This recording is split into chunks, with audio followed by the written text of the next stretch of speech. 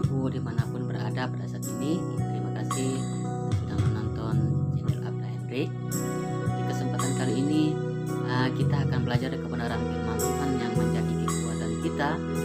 Pada saat ini sebelum kita masuk ke belajar kebenaran firman Tuhan, mari kita datang kepada Tuhan dengan berdoa.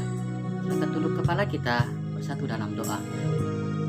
Allah Bapa kami yang berada dalam kerajaan surga, saat ini datang kepada Tuhan, ucapan syukur kami atas kesehatan, kekuatan yang Tuhan nyatakan sepanjang hari ini.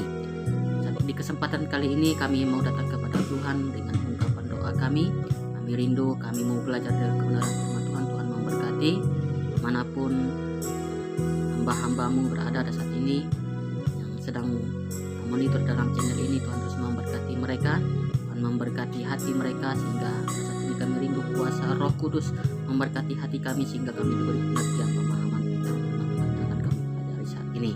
Urapi berkati seluruh jemaatmu yang menonton channel ini, kiranya kuasa Allah memberkati kami semua, memberkati cita-cita pengharapan kami, hati dan hidup kami. Tuhan memberkatinya. Saat sebentar lagi hambamu akan bicara di pihak Tuhan. Tuhan memberkati perkataan, tutur kata, bahkan pemikiran-pemikiran yang ada yang akan hamba bagikan kepada umat-umatmu di seluruh penjuru dunia. Tuhan terus memberkati hambamu. Biarlah kuasa penyertaan Tuhan yang selalu menyertai kami. Kuasa kegelapan roh jahat yang ingin mengalih konsentrasi kami tolak dalam nama Kristus Juru Selamat kami. Hidup kamu senantiasa kami. Kau bertata, Kau berkuasa bagi setiap pribadi kami, dan saat ini kami boleh memuliakan Tuhan. Kami bertaruhkan firman-Mu hari ini, minta dan berdoa dalam nama Kristus Yesus kami mengucap syukur. Haleluya. Amin. Baiklah Bapak Ibu saudaraku dikasih dalam Tuhan kita Yesus Kristus dimanapun saudara berada. Kali ini kita akan belajar dari sebuah tema utama, yaitu iman mendatangkan keselamatan. Dari 1 Korintus pasal 15 ayat 19 sampai yang ke-22. Ayat 19, jikalau kita hanya dalam hidup ini saja menaruh pengharapan pada Kristus, maka kita adalah orang-orang yang paling malang dari segala manusia. Tetapi yang benar ialah bahwa Kristus telah dibangkitkan dari antara orang mati sebagai yang sulung dari orang-orang yang telah meninggal. Sebab sama seperti maut datang kepada satu orang manusia, demikian juga kebangkitan orang mati datang karena satu orang manusia.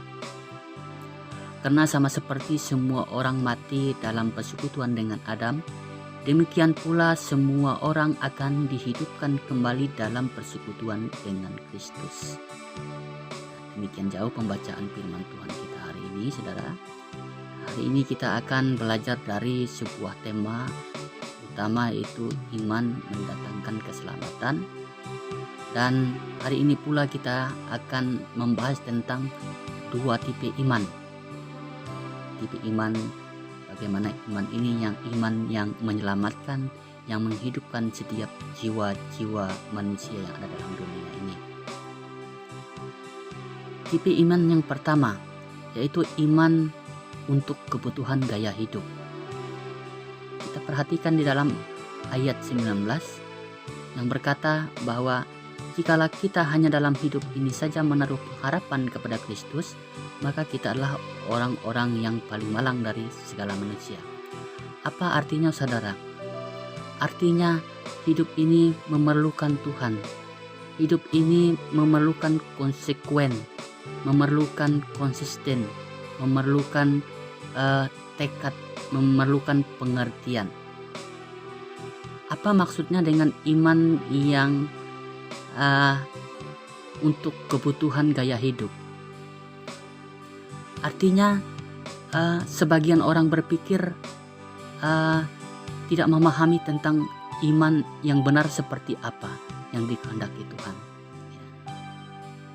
Jadi sebagian orang di dalam dunia ini, sebagian manusia dalam dunia ini bahwa berpikir, saya mau terima Tuhan ketika hidup saya diberkati. Saya mau terima Tuhan ketika keluarga saya diberkati. Saya mau mengikuti Tuhan dan mau menerima Tuhan ketika saya banyak uang, ketika saya dalam kehidupan rumah tangga saya diberkati, dalam cita-cita saya diberkati, artinya dipenuhi. Artinya iman untuk kebutuhan gaya hidup ini Artinya kita hanya bisa menuntut kepada Tuhan tanpa kita mencari apa yang menjadi kehendak Tuhan. Jadi Bapak Ibu saudaraku dikasih dalam Tuhan kita Yesus Kristus, tipe iman ini tipe iman yang keliru, tipe iman yang salah dalam tahap pengertiannya. Lalu bagaimana tipe iman yang diperkenankan Tuhan, yaitu tipe iman bagian kedua, yaitu iman untuk kebutuhan hidup. Kalau tadi untuk memenuhi gaya hidup, tetapi ini iman untuk kebutuhan hidup. Apa maksudnya? Iman untuk kebutuhan gaya hidup ini itu tidak benar, saudara. Artinya kita hanya memerlukan Tuhan untuk memuaskan hati kita, untuk memuaskan hasrat impian kita. Tetapi iman yang benar adalah iman yang kedua ini, itu iman untuk kebutuhan hidup. Mengapa kita harus perlu beriman kepada Tuhan? Karena kita memerlukan hidup untuk selamanya, hidup kekal. Kalau di dunia ini kita tidak bisa mengikuti keinginan gaya pola dunia, karena kita tidak akan pernah puas dengan apa yang kita miliki. Kita tidak akan pernah puas apa yang ada pada kita saat ini. Tetapi iman yang benar, iman yang penuh pengabdian, iman yang penuh kerelaan, sepenuhnya menyerahkan diri kita, hidup kita kepada Kristus. Untuk apa, saudara? Karena kita memerlukan hidup kekal yang dijanjikan Tuhan kepada kita. Jadi itulah dua tipe iman yang kita pelajari hari ini. Senantiasa bagi Bapak Ibu saudaraku dikasih dalam Tuhan kita Yesus Kristus boleh memahami, boleh mengerti apa yang menjadi pelajaran firman Tuhan yang boleh kita pelajari hari ini.